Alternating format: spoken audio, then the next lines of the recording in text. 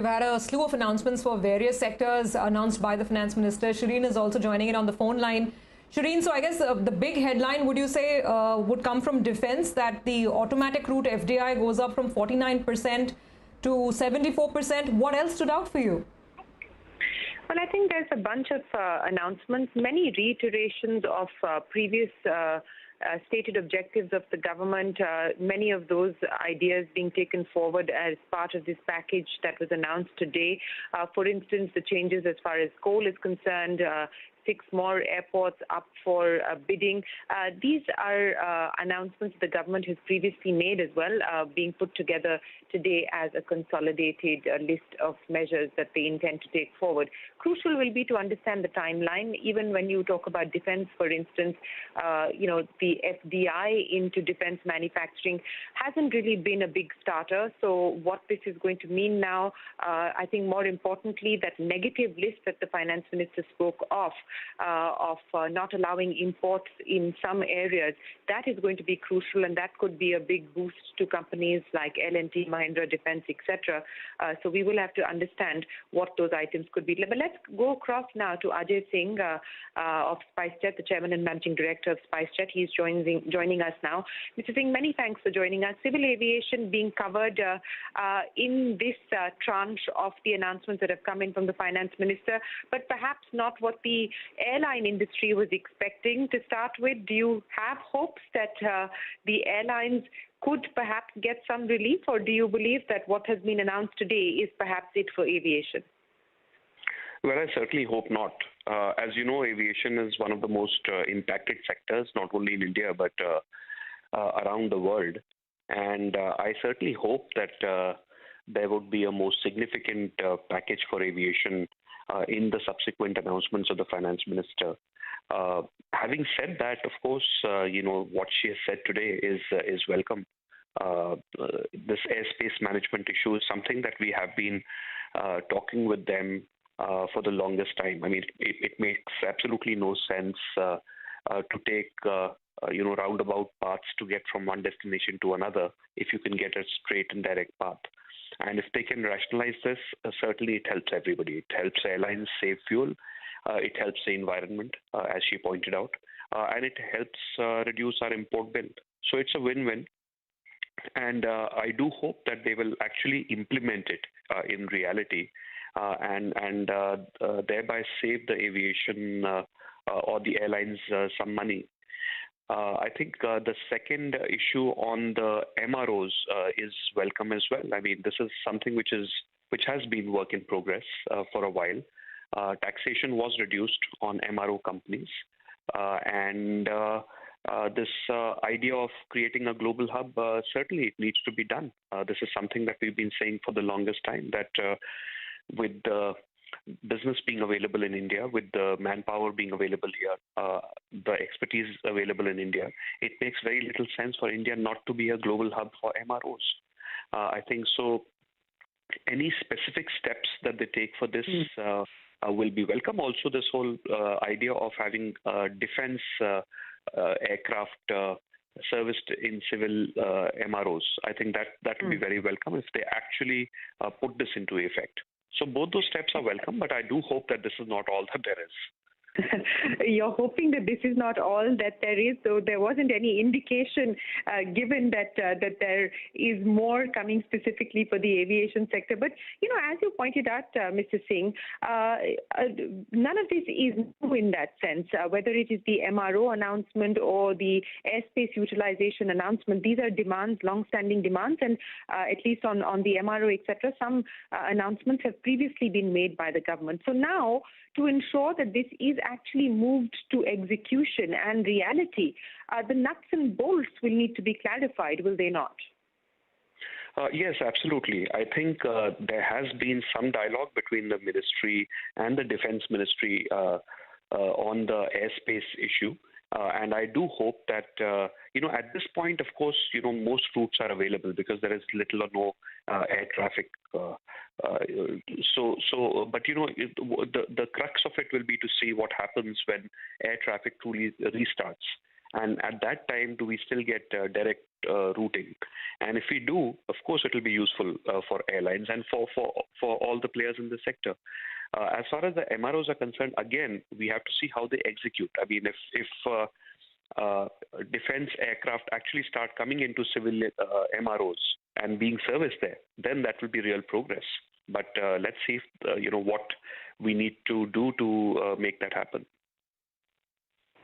Yeah.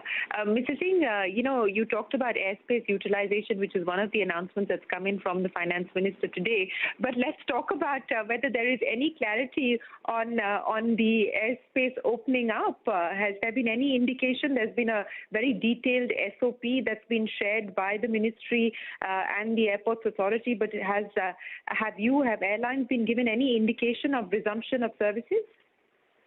Not as yet. We don't have any dates. Of course, the intention of the ministry appears to be to start air services as soon as possible. But I think that that would also depend upon a consultation between the central government and the states. So I guess they will take a final call and let us know. But at this time, we don't have a date. It's possible that they might just ask us to fly to those states which would accept our aircraft and which are in the green zone or the orange zone and so on. So we have to see how it goes, but we are just waiting for that to happen. But Mr. Singh, this business of flying to 2 green zones, now that would pretty much rule out the key traffic destinations. I mean, Delhi is a red zone, Maharashtra, Bombay is a red zone, Bangalore would fall under perhaps an orange zone or a red zone, I'm not sure. So if this green zone to green zone plan were to in fact be given the go-ahead, what will it actually mean then in terms of resumption of key routes?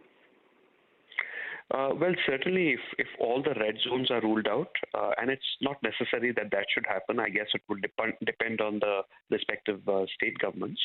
Of course, if you rule out the red zones, then there's very little of the network that will actually fly. But, even if that were to happen, in our view, we have to start somewhere. And, wherever the government tells us to fly is where we will try and mount at least some flights, because this process has to get started somehow. Right. Mr. Singh, there is a comment that's come in, and I don't know if you've seen that, from Mr. Vinod Paul of the Niti Aayog, who seems to suggest that perhaps the resumption of aviation services could take longer because there are some concerns about the pressurization of the cabins, etc. Now, I don't know whether you've been involved with this conversation or whether this is a concern that has been raised. Can you take us through where things stand specifically on this issue, and if this is a concern that has been raised? Well, I don't think that this concern is at all justified. I think it stems more from ignorance, if anybody knows anything about aircraft and how they are engineered, in terms of circulation of air, actually that circulation happens from top to bottom. So the air comes in from the top, goes out from the bottom, and there are HEPA filters which actually clean the air as it goes out and creates an extremely clean environment within the aircraft. So I think a lot of what was the article that you mentioned, we read it too, and we just think that that's just poor information being circulated. But does that concern you, Mr. Singh, that this could be a consideration that the government is working with, that if indeed this is a concern that is weighing on the minds of policymakers, does that concern you? Does it worry you as the chairman and MD of SpiceJet? Of course, absolutely, for sure. But, we are absolutely convinced, and we hope that we are able to convince policymakers that aircraft and flying is the safest mode of public transport available. Can you imagine, what would happen in buses, in metro coaches, in trains? I mean, where is the social distancing there? What are you doing to ensure that there is no infection? In aircraft, it's a controlled space. You can set rules. You can ensure that everybody is wearing masks. Perhaps people are wearing shields. and there is a certain way in which you're doing web check-in or you're doing baggage drop in a way in which there is contactless travel. You could not ensure that in other modes of transport. So we are confident that aviation and aircraft are probably the safest mode of public transport available. And of course, the government will have to decide when they want public transport. I mean, they may not want public transport at all for a period of time. But we believe that when they do want public transport and to get the economy going, they will need public transport. Aviation is probably the safest mode that there is. We don't have a date yet on resumption of services, but assuming if there is a delay and we don't see a resumption of services perhaps at the end of phase 3, which is on the 17th of May, what will be the impact then on the aviation sector? You've already announced pay cuts. So far there has been no bailout specifically announced by the government for the aviation sector. Take me through the impact that you are going to have to factor in. Well, certainly there is no revenue at all for most airlines. I mean, in SpiceJet's case, of course, we are flying cargo operations, and there is some revenue from that. But for the most part, revenues have come to zero, and therefore you'll have to keep tightening your belt if operations don't start and there is no assistance from the government. So we'll have to keep finding new ways to reduce our fixed cost. And get through this crisis. What could possible measures be, sir, in terms of reducing fixed costs further? Look, essentially for aviation, the fixed costs come from salaries. They come from the lease of aircraft. And they come from whatever rentals that you may be paying for spaces, etc. So all you could do is to try and reduce all those three costs by either negotiating with the people concerned, and that's pretty much what airlines around the world are trying to do. Of course, as you know, globally there's a great deal of assistance being provided to aviation and to airlines by countries, and there is salary support. There are other forms of packages being provided. And unfortunately, these are the same airlines with whom we'll have to compete in the future. So we must find a way in which, as an industry, we remain competitive. And so amongst the things that we've been asking for actually are measures beyond just money or loans. Right. We've been asking for example, the inclusion of aviation turbine fuel under the GST regime. Because this is something where we are just 35-40% more expensive than any other country or any other airline around the world. Similarly, for airport charges, there are all sorts of charges that we are paying, which our peers around the world don't pay. So we believe that this crisis is an opportunity to correct some of those structural issues, which will help the airlines in the longer term. So we hope that some of this can be done through this crisis, whether through these announcements or otherwise. Okay, so let's see whether at 11 tomorrow, which is the fifth phase of the finance minister's announcement, there is more that comes the way of the civil aviation sector and specifically for airlines. Mr. Singh, appreciate you joining us here on CNBC-TV18. That's Ajay Singh, the Chairman and Managing Director of SpiceJet. Joining us now is also Mr. Baba Kalyani, the Chairman of Bharat Forge. Mr. Kalyani, many thanks for joining us, sir. We've had a set of announcements coming in from the finance minister, specifically on defense, and I want to get your thoughts on the two measures that were announced today. FDI limit in the defense manufacturing sector under the automatic route will now be raised from 49% to 74%. How significant will this be, Mr. Kalyani? Well, I think it needs to be read along with the first announcement that the Honorable Finance Minister made, which is self-reliance in the defense production sector. I think, I think this is something that the industry in India has been wanting for a long period of time. It is a long overdue reforms, and I think this is going to boost the whole indigenization process of defense products in India, and also bring investments and create a very vibrant defense industry in our country, which can export products along with meeting requirements of our defense forces. And in that context, if you see the FDI up to 74%, I think in areas where technology is something that we don't have, I think this is a very welcome step. Mr. Kalyani, you said that this has to be read with the other announcement that came in from the government, and that has to do with notifying a negative list where imports will not be allowed. Now, the finance minister didn't give details on when this negative list will be notified or what will comprise of this negative list. What is your best guess, sir, or what is it that industry would like to see? What makes sense? Small arms, for instance, as a starting point? No, I can tell you what makes sense. I think, India, first of all, India needs to use its capabilities and competitiveness. I think India's capabilities and competitiveness are very large in the areas of metallurgical products. And I think India has demonstrated this as a country, whether it's automotive components or whether it's industrial products, or in a small way, even in defense products. So I think anything to do with artillery guns, anything to do with small arms, anything to do with ammunition, anything to do with naval guns, anything to do with this kind of products, India can become the world's largest producer in the next 5 to 7 years. Not only meet our own requirements, but also be a large exporter of these products. And the reason for that is very simple. I think we have the know-how and the know-why for these things. And people will be amazed as to the capability Indian industry has been able to build ever since Prime Minister had announced the Make in India initiative in 2014, December. The industry has come a long way, and this is almost like a dream come true as far as I'm concerned.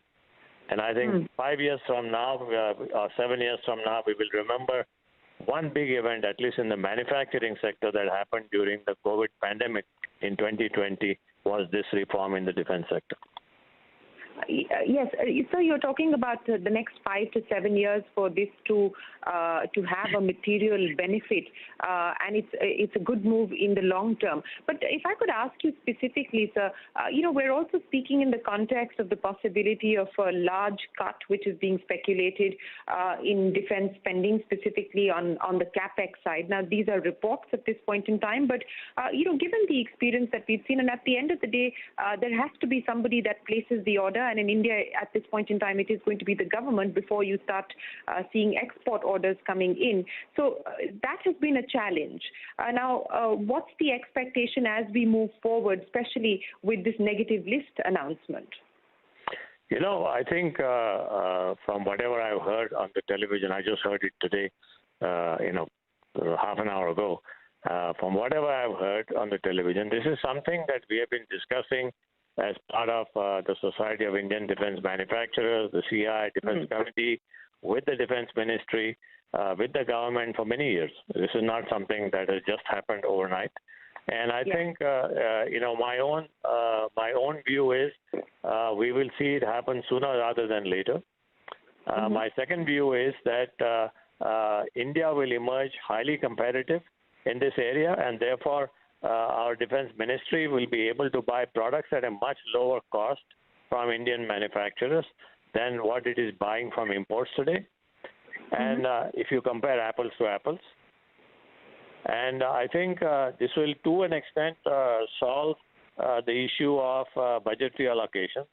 I think the Honorable Finance Minister also mentioned that there will be a separate budgetary allocation for procuring capital equipments for the defense sector from Indian industry. So we will know this soon enough what this is going to mean. And I think my own opinion is if the Indian industry gets up and gets going and shows a few examples of success, this will create the trust that is missing today. Some of it has come back with this announcement, but this will just be a win-win for everybody. So specifically as far as Bharat Forge is concerned, now you talked about competitiveness and capabilities, and I know that you have bet personally on this area, and you've gone about the process of indigenization even before the government made these bets itself. Now, what is it going to mean specifically in terms of Bharat Forge, and do you envisage the possibility of joint ventures with foreign companies, etc., to capitalize on this opportunity that now opens up? Well, I think, for us, defense, as you rightly said, we've been working on this for the past 6-7 years. So we have put strong bets on defense. We have made the investments. We already have joint ventures, 3 of them. So, we are pretty much working very well in this. Now, what this negative list or procurement from indigenous sources does is it will create a sharp focus of what the government is going to buy from Indian companies. And therefore, all your investments, all your resources, all your, tactical manpower that you want to deploy, technology that you want to deploy, then you can deploy in that direction. Right.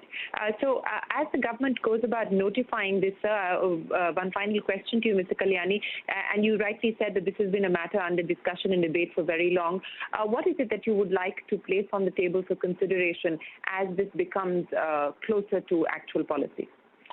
Well, I have only one suggestion to make, and that is, it's a great stimulus package that the Honorable Prime Minister has talked in his speech that he made a few days ago, and what you've been hearing from the Honorable Finance Minister today was the 4th day, for the last 3 days on this 20 lakh crore stimulus. Some of it is direct stimulus, some of it is, support to the industry and to other sectors of our economy. And what she talked about today was in terms of regulations. I think these regulatory changes, as far as defense production is concerned, is probably a lot more than, giving a financial package. The only thing I will ask is to create the kind of confidence and, let's say, spirit, entrepreneurial spirit in the Indian manufacturing sector. The government should go ahead and place orders for some 10,000 crores of the products that they want from the Indian defense sector as a start, and that will you'll see the boost that will generate to the manufacturing sector in India and also to the SMEs. Right. A quick final question before I let you go, sir. Broadly on demand, what's your own sense? We are still waiting to see what lockdown 4 will look like. A, what is your expectation on the lockdown? And B, what is the expectation with respect to demand given where we find ourselves today? Well, I don't think that's a question that I can answer. I think, I don't know who can answer that question. Nobody knows. I think nobody knows this in the world right now. We can only make speculation. And most of us are, just kind of flowing in the stream. But we are very clear, when things go down, there's a time when things come up too. So we are waiting for the up cycle to come at some point in time, and we're ready for that. All right, so we'll leave it there. Mr. Kalyani, always a pleasure. Appreciate you joining us here on CNBC-TV18. That's Chairman of Bharat Forge, Baba Kalyani. Let me also go across to the former Coal Secretary, Mr. Anil Swaroop. He joins us now. Mr. Swaroop, many thanks for joining us here on CNBC-TV18. Sir, some measures being announced by the Finance Minister specifically for coal and mining. As far as coal is concerned, a reiteration of the government's earlier promise of opening up the coal sector for commercial mining, a reiteration of that today. What do you make of the announcements that have come in? The finance minister announced 3 things, 3 primary things for coal sector. One was commercial mining, the other was investment to strengthen the infrastructure for evacuation of coal, and third was the focus on coal bed methane. I think all three things had been done earlier. You used the right word, reiteration. These are indeed very encouraging, but we must try and understand that commercial mining that was announced about a year ago, nothing has happened thereafter. So we have to make things happen on the ground. And for this, we have to learn from what happened in 14-15 and 15-16. Because even if you auction the commercial mines for being exploited commercially, if the problems remain where they were, then nothing will happen on the ground. So let's try and understand what happened in 14-15 and 15-16, and can that be replicated? Because that was the time when you had the biggest of coal crisis. There was shortage of coal. The power plants were acutely shortage. There were crises there. And it was overcome in those years. And what was done? We have to understand what are the three primary concerns of coal sector. The first is land acquisition, because without land you can't excavate coal. Second is environment and forest clearance, because most of this coal exists in areas where there is a forested area. And third is evacuation of coal. Now, what was done in 14-15 and 15-16? For the first two, that is land acquisition and environment forest clearance, there was a very intensive engagement with the state governments, because the problem is in the states. And you can't keep sitting here in the center and blame the states for not doing what they're doing. You have to go to them. I recall that as coal secretary, I didn't convene a single meeting in Delhi in 2 years that I was coal secretary. All deliberations were held at the state level, trying to convey to them the value proposition for doing what we were asking them to do. And it worked. In the year 14-15, the production rose by 34 million tons, which was more than the cumulative incremental growth in the previous 3 years. So it can be done. Similarly, for evacuation of coal, it's nothing new that is happening. There's a lot of money that Coal India had put in with railway projects. But I was very surprised to learn very recently that Coal India is thinking in terms of floating bonds. I remember distinctly about 3 years ago, Coal India was sitting on cash reserve of 50,000 crores. Where has that money gone? So this money which Coal India ought to have had, and probably may still have, needs to be invested in evacuation projects. They had been invested in the evacuation project. So what we really need to do is to understand that if coal production has faltered or not grown to the extent it should have grown in the past 2-3 years, what is the reason? Without understanding the why of a problem, I don't think merely saying that there would be commercial mining, the coal production will increase, merely saying that there will be investment in the infrastructure, evacuation of coal, the infrastructure will improve. Let us try and understand the why of the problem and work out a clear-cut, workable action plan on the ground, clearly outlining what needs to be done, how it will be done, who will do it, by when it will be done. It requires very, very detailed planning. Yes, maybe that is what we will now see being taken forward as well post these announcements. Mr. Swaroop, please hold on. So I'll just come back to you in a moment. Let me bring in Sangeeta Reddy, the president of FICCI, also with us. Sangeeta, many thanks for patiently waiting by as we heard the finance minister.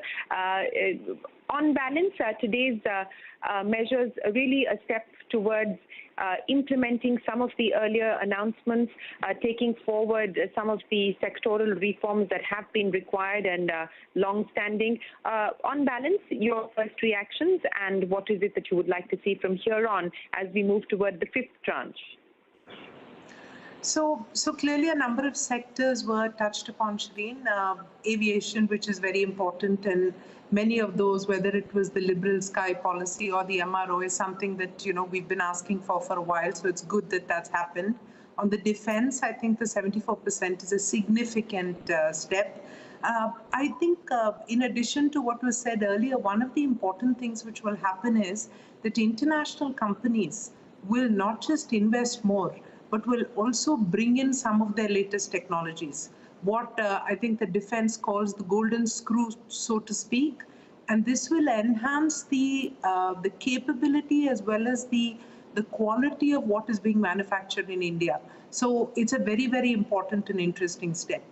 I think that defense, minerals, power, atomic energy, space, all well touched, all mostly policy. The interesting thing we need to look at, and I must call out that healthcare needs some more. There was a slight mention of social infrastructure and the enhanced viability gap funding, but we are looking forward to more on the healthcare sector. I do want to comment, just stepping back for a minute, that this combination of the fiscal and the cash measures, the monetary or the credit measures, all kind of adding up to the 20 lakh crores. But the enablement of this coming even more because of the significant policy measures or the steps which are, being interspersed or kind of becoming the foundation of doing something quite significant. Things like the agriculture policy which was announced, that farmers can now sell to any state. This is a significant step which for years the farmers' hands were tied. So I think across the board we're seeing some very bold policy moves. And these are bolstering the fiscal steps which are being taken, the liquidity steps which are being taken. Like I said, I do look forward to more cash in the hands of people to bolster the entire demand side. I look forward to healthcare. Hospitality, I think, is waiting for something to happen. But across the board, I think the biggest take home is that these are tremendous, bold moves which are happening. This is now creating an ecosystem for all of us to work together to build India, and execution is the key to success. If we can find ways to really execute on these good policies, this will truly set India on a new path.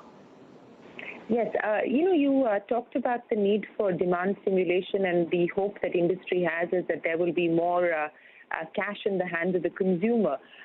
We don't know what the finance minister will announce tomorrow, but given the fiscal constraints that the government is facing at this point in time, with one of the highest public debt to GDP ratios in emerging markets, how realistic is that expectation, Sangeeta? And given the kinds of measures that have been announced so far, is industry truly expecting that? Because most of the measures have been by way of credit guarantees as opposed to direct cash outgo.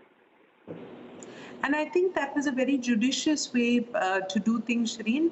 Seeing what was raised from RBI, we do know that about 5 lakh crores has been raised. We know that there's some of it left. And so that may be given now, may be kept as dry powder to be given later to the consumer. But I definitely think that there is scope for more and need for more. And it is not just the need of the people, they have suffered significantly, but also for, just the whole demand stimulation aspect of re-triggering the whole economy. But with that, I do want to completely reiterate that I think this judicious mix between liquidity, cash, and policy has really given a tremendous bang for the buck. And it's one of the most well-conceived strategies that we could think of. Again, reiterating, execution is key, and all of us working together. Industry needs to step forward. Individuals need to cooperate. The COVID pandemic is not yet over. At 85,000 above numbers, I think inching close to 86,000, it's still, significant, and we haven't seen the peak yet. So I want to use this opportunity to once again reiterate, we have to reopen, but we have to do so very carefully. And the entire onus now is in the hands of public and in the hands of individuals and corporations to do it safely and wisely. Yeah, Sangeeta, before I let you go, one final question on the reopening, because I think FICCI has once again sent in its recommendations to the government on reopening post the 17th. Now, what has been the experience in the 3 phases so far, where we have seen partial removal of restrictions? What's the hope? What's the expectation? So I think the hope is that those who have started opening up their workspaces are gradually going to increase, and it's been a fairly, mixed bag. Many people are very positive. I think many states have been extremely supportive of this. The expectation is that we can find continuous ways to juxtaposition the safety aspect with the keying up of the economy. Retail sector is a big one. I think we need to, in a calibrated, manage the timings, but the retail sector needs to open up. Otherwise, manufacturing is not incentivized to go in and start producing. That's one big one. I believe, again, in a careful manner, aviation and some connectivity needs to start up. The need and the demand for testing remains, because that is one of the safest ways to kind of keep segregating the population. But besides that, overall, I think it's been, it's a complex scenario. And in this complexity, many things have been very well handled.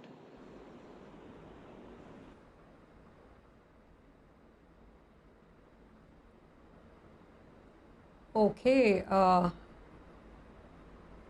All right. Sangeeta, before we let you go, just a last question from my side as well. We've seen the bulk of the announcements. Tomorrow is one more press conference, tomorrow morning, I believe, at 11 a.m. So what's your sort of takeaway, the sum and substance of it all? A lot of reform measures announced, some reiterations as we've heard today. But to what extent does this help alleviate the immediate COVID stress that we see on the ground in the economy? See, I think the framework is laid. There has been liquidity measures. The agri saw some significant moves. Housing, so the framework across the board, I mean, whether it's minerals, coals, infrastructure, everyone has seen some level. Now is to translate that into actions. So if there are large-scale tenders opened up, then production will begin. The 200 crore as the limit and the liquidity measures could really be a boost to MSME.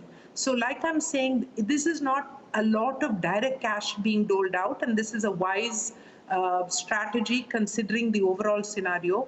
But what it is an extremely well thought through enablement mechanism so that the economy can kickstart.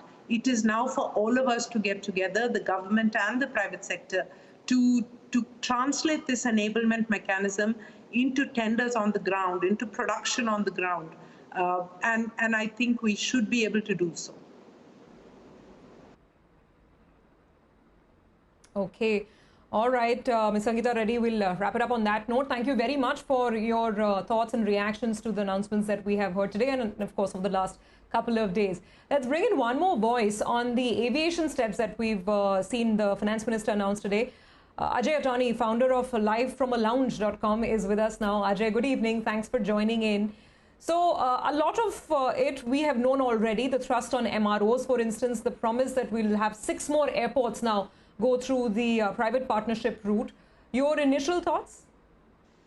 I think, all these are good policy moves, but in the current scenario, what we also need is some sort of liquidity infusion for airlines in some way or the other, which I don't think I saw anything coming in today. So, airlines need to survive and no policy moves on that sector. That has me a little disappointed today.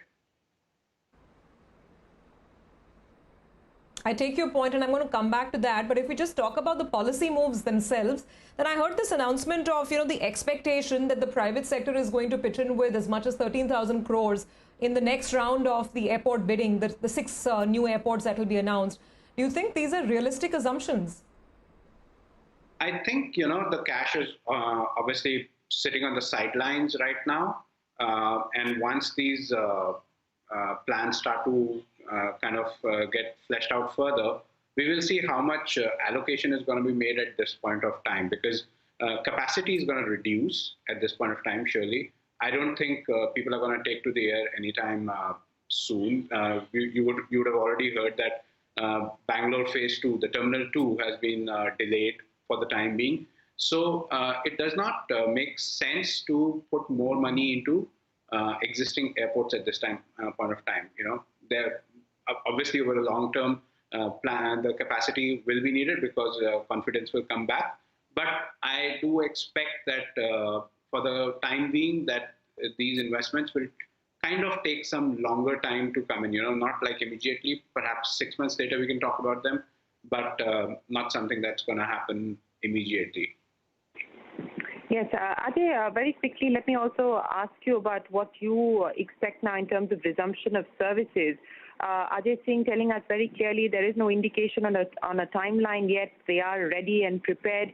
And also, concerns from some parts of the government being raised on this issue of pressurization of cabins, etc. So I don't know how and when the aviation companies will be able to restart, but the hope that they have is that it will be as early as next week. What's your own expectation? See, I've been hearing the same thing as you are. I've heard internally from many airlines that they've kept their employees, frontline employees, they've told them to be ready for resumption of service on 18th May. But I haven't heard anything about any schedules being released or any, preparation being made at this point in time. The only thing we're hearing right now is airports are taking steps right now to make sure that they're ready to receive passengers as and when it happens. I don't personally think 18th May is going to be a good cutoff to start, purely because I think, like the aviation minister referred a few days back, they will need to give a few days notice to airlines to be able to start selling tickets again, and to be able to, kind of streamline the whole process before aircraft can take off from the air. So even if it's a 4, 5, 7-day notice, I think there's enough pent-up demand because people are stranded all across the country, but it'll take a few days before it gets started again. Absolutely. We are still waiting to see what the date will be. Ajay, many thanks for joining us here on CNBC-TV18. So that's it, the fourth set of measures being announced by the Finance Minister. All eyes now on day 5. And there will be a change in the press conference timing, Surabhi. The press conference will be earlier at 11 as opposed to 4 p.m., which is what we've gotten used to. So that's it now, and now set for day 5. Absolutely. So it continues to be a working weekend for most of us here at CNBC TV18. We'll keep it with the action. Let's see if there's any more coming in. The market would still hope that maybe just something more direct in terms of boosting stimulus and demand. Shreen, many thanks for joining in and taking the discussion forward. With that, we are going to wrap up this special coverage. Keep it with us. News and updates continue on CNBC TV18.